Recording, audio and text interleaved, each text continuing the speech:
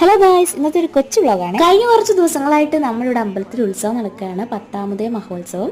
അപ്പോൾ ഉത്സവത്തിന്റെ അവസാന ദിവസം രാത്രിയിൽ ഞാനും എൻ്റെ ഫ്രണ്ട്സും കൂടെ പോയ ഒരു കൊച്ചു വ്ളോഗാണ്. നമ്മൾ ആ ദിവസം ഒരു 10:30 ആയപ്പോഴാണ് എത്തിയത്. എന്നിട്ട് അവിടുത്തെ സിന്ധിക്കടകള്, ബജ്ജിക്കടകള്, ആന അതെല്ലാം കണ്ട് ആസ്വദിച്ച് നടക്കുമായിരുന്നു. അന്നേ ദിവസം, അതായത് 10ാമതേ ദിവസം അവിടെ ഉച്ചയ്ക്ക് കാവടിയാട്ടം ഒക്കെ ഉണ്ടായിരുന്നു.